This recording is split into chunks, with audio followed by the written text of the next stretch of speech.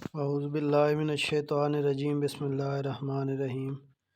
السلام علیکم ناظرین، آج کا ٹاپک شروع کرنے سے پہلے آپ کی خدمت میں یہ گزارش کروں گا کہ اس چینل کو سبسکرائب کریں اور اس کو شیئر کریں، لائک کریں، تاکہ ہم اپنے پیارے نبی صلی اللہ علیہ وسلم کا پاک اسوہ اور اسلام کی پاک پیاری تعلیم تمام لوگوں تک پہنچا سکیں۔ آج کا جو ٹاپک ہے وہ یہ ہے کہ نماز میں جو حرکات ہوتی ہیں ان کی کیا کیا اقسام ہیں، ان کے کیا نام ہیں اور کون کون سی حرکات ہیں۔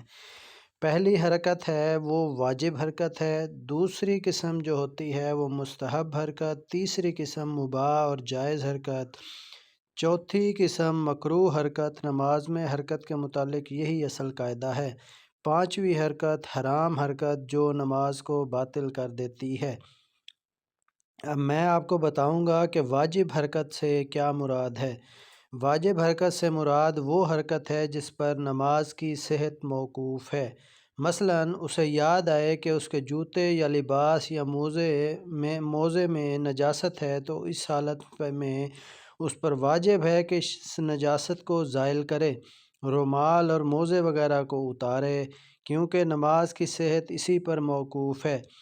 اس لیے جب جبرائیل علیہ السلام نے نبی مکرم صلی اللہ علیہ وسلم کو مطلع کیا کہ آپ صلی اللہ علیہ وسلم کے جوتوں کو گندگی لگی ہے، تو نماز میں ہی آپ نے جوتے اتار دیے۔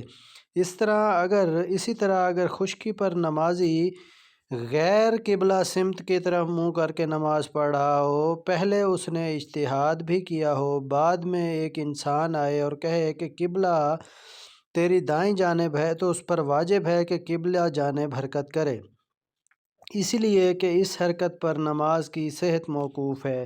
اسی طرح اگر صف مکمل ہو جانے کے باعث وہ تنہا صف کے پیچھے نماز پڑھ رہا تھا کہ صف میں جگہ خالی ہو گئی، تو اس پر واجب ہے کہ صف میں مل جائے۔ نماز کی صحت کے لیے یہ ضروری ہے۔ اس کی مثالیں اور بھی ہو سکتی ہیں۔ تو یہ نماز کی جو حرکت ہے اس کو ہم کہتے ہیں واجب حرکت۔ اس کے بعد اس کا ضابطہ اور قانون یہی ہے کہ ہر وہ حرکت جس پر نماز کی صحت موقوف ہے وہ حرکت واجب ہے۔ اب ہم آپ کو بتائیں گے کہ مستحب حرکت سے کیا مراد ہے۔ مستحب حرکت سے مراد ہر وہ حرکت ہے جس پر نماز کی فضیلت اور کمال موقوف ہے۔ مثلاً صف ملنے کے لیے نمازیوں کا تھوڑی تھوڑی حرکت کرنا تاکہ صف میں شگاف باقی نہ رہے، یہاں حرکت ضروری ہے۔ یا جیسے دو آدمی امام اور مقتدی نماز شروع کریں پھر تیسرا بھی آ جائے، یہاں مسنون ہے کہ دو پیچھے ہٹ جائیں، یہ مستحب حرکت ہے، اس لیے کہ اس میں نماز کا کمال موقوف ہے۔ اکثر لوگ سوال کرتے ہیں کہ تیسرا آنے والا آدمی کب صف بنائے، پہلے اپنے ساتھی کو پیچھے کھینچے یا امام کو آگے کرے۔ اس کا جواب یہ ہے کہ اپنے ساتھی کو کھینچے یا امام کو آگے کرے پھر صف بنائے۔ اس لیے اگر وہ امام کو آگے کرنے سے پہلے یا مقتدی کو پیچھے کرنے سے پہلے صف بنا لیتا ہے تو نماز کے اندر ایسی حرکت لازم آئے گی جس کی کوئی وجہ اور سبب نہیں، تو مستحب حرکت وہ ہوئی جس پر نماز کا کمال موقوف ہے۔ اب ہم آپ کو بتائیں گے کہ مباح حرکت جو ہے وہ کیا ہے۔ اور مباح حرکت وہ ہے جو کسی ایسی ضرورت کے لیے کی جائے جس کا نماز سے تعلق نہ ہو۔ مثلاً کوئی اندر آنے کی اجازت چاہتا ہے اور دروازہ بند ہے، یہ تھوڑا سا آگے بڑھتا ہے پھر دروازہ کھول دیتا ہے، یا کوئی اس سے بات کرتا ہے کہ یہ چیز حاصل ہوئی کہ نہیں، اگر حاصل ہوئی ہوتی ہے تو یہ ساری ہاتھ کے اشارے سے جواب دے دے۔